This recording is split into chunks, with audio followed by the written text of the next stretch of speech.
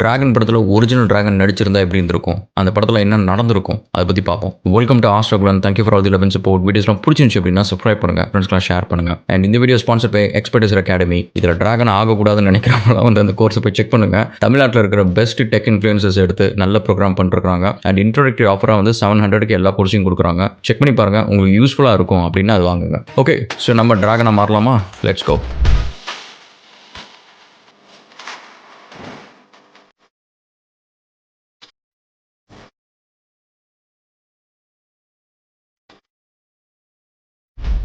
இந்த டிராகன் படத்தோட ஒரு சின்ன கதை சுருக்கம் என்ன அப்படின்னு பார்த்தீங்கன்னா வந்து, பிரதீப் வந்து ஸ்கூலில் நல்லா படிக்கிற பையன். காலேஜ் போகிறப்பல அங்கே வந்து தண்ணி தம்முன்னு இது பண்ணிவிட்டு காலேஜுக்கு போகாமல் 48 பேப்பர் அரியர். பிரின்ஸிபல் கூப்பிட்டு நீ இதெல்லாம் முடிக்கணும் அப்படின்னு சொன்ன உடனே, எனக்கு இது தேவையில்லை, எனக்கு டிகிரியே தேவையில்லை, லைஃப் நான் பார்த்துக்கிறேன் அப்படின்னு சொல்லிட்டு தூக்கி போட்டு போயிடுறாரு. அதுக்கப்புறம் வந்து ஃபேக் டிகிரி வச்சு ஒரு வேலை வாங்குறாரு.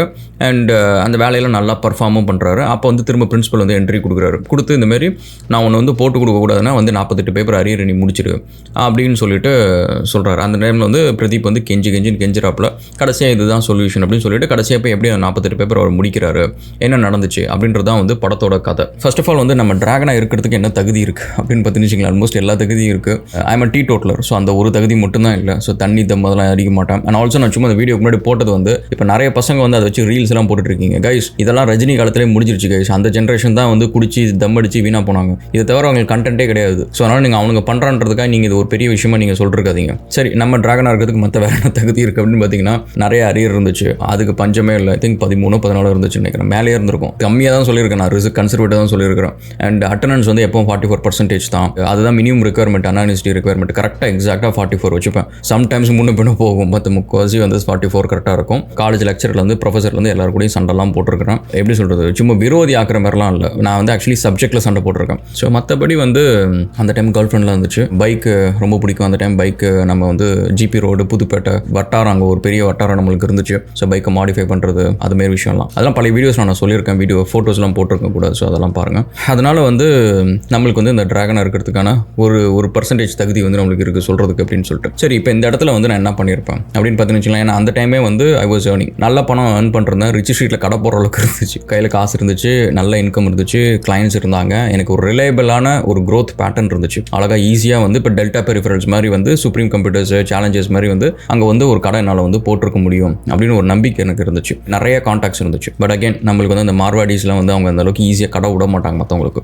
ஸோ அந்த ஒரு பாலிடிக்ஸ் இருந்துச்சு. ஸோ இப்போ வந்து அந்த பிரின்சிபல்கிட்ட கெஞ்சறதுக்கு முன்னாடி வந்து என்ன நடந்திருக்கும் அப்படின்னு பார்த்தீங்கன்னா, ஸோ அப்போ அந்த பிரின்சிபல் சொல்கிறார், இந்த மாதிரி வந்து நீ வந்து என் டிகிரி முடிக்காமல் இங்கே உட்காந்து நீ இவ்வளோ தூரம் சம்பாதிக்கிற, என் காலேஜில் டிகிரி முடிச்சவன் ரோட்டில் அலைஞ்சிட்டு இருக்கிறான். ஸோ அப்படின்னு சொல்லிட்டு அந்த டயலாக் வந்ததுக்கப்புறம் பிரதீப் வந்து காலைல விழுந்து கெஞ்சிற மாதிரி இருக்கும். ஸோ அப்போ அந்த இடத்துல நான் வந்து பேசுகிறது என்ன இருக்கும்னா, சார் நீங்களே யோசிச்சு பாருங்க, நீங்கள் வந்து 4 வருஷம் உட்காந்து சொல்லி கொடுத்து அந்த பையன் வந்து வெளியில் வந்ததுக்கப்புறம் அவனுக்கு வேலை வாங்க தெரியல ஃபர்ஸ்ட்டு. அண்ட் செகண்ட் வந்து இப்போ என் கூட நீங்கள் பாருங்கள், 20-30 பேர் என் கூட வேலை செய்கிறாங்க. அவங்க எல்லாருமே கரெக்டான டிகிரி வச்சிருக்காங்க, 4 வருஷம் நல்லா படிச்சிருக்காங்க. ஆனால் ஏன் அளவுக்கு அவங்க பர்ஃபார்ம் பண்ணுறது இல்லை. அவங்களோட நான் நல்லா பர்ஃபார்ம் பண்ணுறேன். அப்போ அந்த 4 வருஷம் டிகிரி வந்து எனக்கு கரெக்டாக இன்னும் சொல்லி கொடுத்துருந்தா நான் இப்போ இருக்கிறத விட 4 மடங்கு அதிகமாக கூட சம்பாதிச்சிருக்க முடியும். ஸோ அப்போ கொஸ்டின் என்ன நினச்சிக்கோங்களேன், நான் போய் 48 பேப்பர் அரியர் எழுதுறது எனக்கு பிரோஜனமே இல்லை. ஏன்னா அந்த சப்ஜெக்ட் எதுவுமே எனக்கு நீங்கள் தேவையில்லை. நான் என்ன பண்ணணும் அப்படின்னா, நீங்கள் அந்த காலேஜ் ப்ரொஃபஸர், நீங்கள் வந்து வெறும் பிஇ மட்டும் படிக்கல, எம்இ படிச்சிருக்கிறீங்க, பிஹெச்டி படிச்சிருக்கீங்க, காலேஜில் நீங்கள் வந்து பிரின்சிபல். ஸோ நீங்கள் இவ்வளோ படிச்சிருக்கிறீங்க. நீங்கள் வந்து என் கம்பெனியில் இதேமாரி நீங்கள் வேலைக்கு ஜாயின் பண்ணி 5 மாதத்தில் 3 லட்ச ரூபா சம்பளத்துக்கு நீங்கள் சர்வை பண்ணி காட்டுங்க. ஸ்கில்லை வளர்த்து சர்வை பண்ணி காட்டுங்க. உங்களுக்கு இண்டஸ்ட்ரியில் சர்வைவல் ஸ்கில்ஸ் முதல்ல இருக்கா, நீங்கள் ஒரு ப்ரொஃபஷனலாக தகுதியானவரா அப்படின்றத நீங்கள் இங்கே காட்டுங்க. நான் என்ன பண்ணுறேன், பிரின்சிபலாக நான் போகிறேன். உங்கள் டைமில் தான் வந்து டிராகன் உருவானா, உங்கள் டைமில் தான் குட்டி டிராகன் உருவாகணும். ஸோ அங்கே நீங்கள் கவனிச்சு வச்சிங்களேன், உங்கள் டைமில் என்னைக்காவது வந்து பசங்கள்லாம் கூட்டமாக உட்காந்து படிக்கணும்னு ஆர்வத்தோடு உட்காந்து படிச்சிருக்கானுங்களா? நாங்கள் அந்த டைமில் வந்து தண்ணி அடித்தோம், ஃப்ரெண்ட்ஸ் கூட ஊர் சுற்றணும், எக்ஸாமுக்கு போகாமல் இருந்தோம். நீங்கள் வந்து எங்களை திருத்த முடியல. You're not in the same wavelength. So அந்த வேலையை என்கிட்ட கொடுங்க. இந்த வேலையை நீங்கள் முதல்ல கற்றுக்கோங்க. உங்களுக்கு முதல்ல இண்டஸ்ட்ரினா என்னன்னு தெரியட்டும், ரியல் வேர்ல்டில் ஒரு ப்ரொஃபஷனலாக சர்வை பண்ணுறதுக்கு என்ன வேணுன்றது தெரியட்டும். அதுக்கப்புறம் போய் நீங்கள் இன்னொரு சொல்லிக் கொடுக்கலாம் பசங்களுக்கு. உங்களுக்கு சொல்லிக் கொடுக்க தெரியல. முக்கால்வாசி பேர் பார்த்தீங்கன்னு வச்சுக்கோங்க, நிறைய காலேஜஸில் அது ப்ரொஃபஷனலாக வேலை கிடைக்காதவங்க வந்து லெக்சரர் வேலைக்கு வந்து நிறைய பேர் ட்ரை பண்ணுவாங்க. It's basically what is happening. So அதனால் நான் வந்து டிராகனாக வந்து காலேஜுக்கு வந்து பிரின்சிபலாக போயிருப்பேன். ஸோ பிரின்சிபலாக போயிட்டு வந்துட்டு பசங்களுக்கு ஃபார் எக்ஸாம்பிள் இதெல்லாமே வந்து ஒரு கதைகள் தான், ஸோ கான்செப்ட் தான், உடனே இதெல்லாம் மாற்ற முடியாது. ஸோ என்னென்ன சொல்லியிருப்பேன் அப்படின்னா வந்து இந்த சிலபஸ்லாம் வந்து நம்மளுக்கு என்னென்ன சப்ஜெக்ட்ஸ்லாம் தேவையில்லையோ ப்ராக்டிக்கலாக யூஸ் ஆகலையோ அது எல்லாத்தையும் முதல்ல ஃபில்டர் டவுன் பண்ணுவோம். அதெல்லாம் பண்ணிவிட்டு இப்போ 4 வருஷம் வந்து கிட்டத்தட்ட 2 இயர்ஸ் வந்து டைம் வேஸ்ட் ஆகுது. அந்த 2 இயர்ஸ் வந்து இப்போ ஐடியில் வந்து ஒரு ஆண்டர்பனர் ஒரு கம்பெனி கூட நம்ம பார்ட்னர்ஷிப் வச்சுக்கிட்டு அவங்கள்ட்ட வந்து நம்ம என்ன சிலபஸ் நம்ம கொடுத்தா அவங்களுக்கு வந்து அடுத்த நாள் வந்து அவன் வேலை செய்ய முடியும். எனக்கு நான் ஒரு வேலைக்கு நான் போனேன். அந்த 5 மாசத்துல ஃபர்ஸ்ட் 2 மாசம் எனக்கு ரொம்ப கஷ்டமா இருந்துச்சு. நான் படித்தேன், எல்லாத்தையும் கற்றுக்கிட்டேன். அதுக்கப்புறம் அந்த வேலையில் நான் பெஸ்ட் ஸ்டார் பர்ஃபார்மராக இருக்கேன். எனக்கு வந்து யூஎஸ்ல வந்து எனக்கு ஆஃபர் வந்திருக்கு. ஸோ அந்த அளவுக்கு எனக்கு போயிருக்கு. அப்போ வந்து இந்த டிகிரியில் இன்னும் என்ன கொடுத்தா அதை நான் வந்து அந்த 2 months நான் கஷ்டமே படாமல் நான் வந்து ஃபர்ஸ்ட் நாள்ல இருந்தே நல்லா பர்ஃபார்ம் பண்ணியிருக்க முடியுமோ அதை நம்ம கொடுக்கலாம். ஸோ அந்த 2 years ஃபுல்லாகவே வந்து நம்ம இதில் வந்து பெஸ்ட்டாக என்ன கொடுக்கலாம் அப்படின்றத நம்ம பிளான் பண்ணுவோம் அப்படின்றது. நெக்ஸ்ட் வந்து நம்ம இந்த எக்ஸ்பெர்டைசர் அகாடமியில் வந்து நம்ம இந்த இனிஷியேட்டிவ் வேறு ஆரம்பிச்சிருக்கிறோம். ஸோ அதில் வந்து தமிழ்நாட்டில் எப்படி நான் எக்ஸாம்பிள் 2 ஃப்ரெண்ட்ஸ் சொல்லி கொடுத்தா நம்மளுக்கு புரியும்ல, அதேமாரி வந்து பெஸ்ட் டெக் இன்ஃப்ளூயன்சர்ஸ் எல்லாத்தையும் கூப்பிட்டு அவங்கள வந்து சொல்லிக் கொடுக்க சொல்லுவோம். ரேதன் சும்மா எல்லாரும் ஏதோ ஒரு கோர்ஸ் போகிறதுக்கு பதிலாக வந்து இவங்க வந்து இதில் பெஸ்ட்டாக இருக்கிறதுக்கான ரீசன் வந்து இந்த சப்ஜெக்ட் மேலே உங்களுக்கு ஒரு பேஷன் இருக்குது. பேஷன் இருக்கிறவங்க இண்டஸ்ட்ரியிலையும் சம்பாதிக்கிறவங்க 2 கேட்டகரிஸ் இருக்கணும். வெறுமனே பேஷன் மட்டும் இருந்தால் போதாது. ஏன்னா அவங்களுக்கு இண்டஸ்ட்ரியில் போயிட்டு எப்படி சம்பளம் வாங்கணும், எப்படி சம்பாதிக்கணும், அதில் எப்படி போகணும் அப்படின்ற வழியை சொல்லி தராமல் பேஷனேட்டாக ஒரு சப்ஜெக்டை சொல்லி கொடுத்து என்ன பிரயோஜனம்? பேஷன் ப்ளஸ் வந்து அவங்களுக்கு நல்லா சம்பாதிக்கிறதுக்கான கெப்பாசிட்டியும் இருக்குது. அவங்க லைஃப்பில் வந்து அந்த கரியரில் பெஸ்ட்டாக போகிறதுக்கான இருக்குது. அவங்க எல்லாத்தையும் பிடிச்சி நம்ம இந்த கோர்ஸ் பண்ணிட்டு இருக்கிறோம் இப்போ எக்ஸ்பெர்டைசர் அகாடமியில். ஸோ அதுதான் வந்து இப்போ நான் அந்த லிங்க் கீழே வந்து டீம் போடுவாங்க, அதை செக் பண்ணி பாருங்க. ஸோ இப்போ வந்து டிராகனாக வந்து அந்த காலேஜில் வந்து நான் பிரின்சிபலாக வந்து பொசிஷன் எடுத்துக்கிட்டு இந்தமாரி ஒரு விஷயத்தை நான் வந்து பண்ணியிருப்பேன். பசங்களை வந்து டெய்லி மோட்டிவேட் பண்ணி படிக்க வச்சிருப்பேன். அந்த படிக்கிறது வந்து எங்கெங்க எந்தெந்த கம்பெனிஸ்க்குலாம் வந்து எப்படிலாம் யூஸ் ஆகுது அப்படின்றது எல்லாத்தையுமே வந்து சிலபஸில் ஆட் பண்ண சொல்லியிருப்பேன். டீச்சர்ஸ் எல்லாத்தையும் போய் கற்றுட்டு வந்து சொல்லியிருப்பேன். அண்ட் ஆல்சோ என் டீச்சர்ஸ் எல்லாத்தையுமே வந்து அந்த இருக்க லெக்சரர்ஸ் ப்ரொஃபஸர்ஸ் எல்லாத்தையுமே வந்து மாறி வந்து ஷிஃப்ட் பேசிஸில் வந்து போய் ஏதோ ஒரு கம்பெனியில் ஒரு 1 month 2 month வந்து ரியல் வேர்ல்டு எக்ஸ்பீரியன்ஸோட கெயின் பண்ணிட்டு வர சொல்லியிருப்பேன். எனக்கு ஆக்சுவலி அது ஒரு ரூலாகவே போட்டணும். சொல்லித்தரவங்க வந்து ஒரு ப்ராக்டிக்கல் ப்ரொஃபஷனல் எக்ஸ்பீரியன்ஸ் இல்லாமல் ப்ரொஃபஷனல் கிரியேட் பண்ணுறது வந்து it's literally close to useless thing. நான் வந்து ஒரு விஷயம் சொல்லித்தரப்ப